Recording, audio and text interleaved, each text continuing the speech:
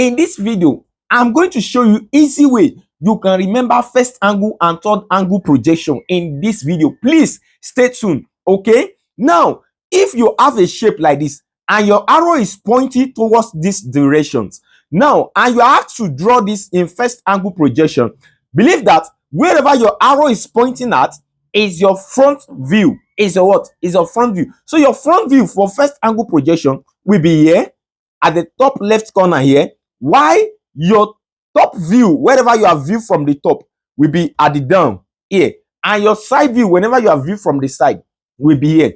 That is for first angle projection. Now let me now explain to you in terms of using this same point again, using this same arrow in third angle projection. Now reverse is the case. In third angle projection, reverse is the what? Is the case. Your front view that was initially here will transfer to the other side.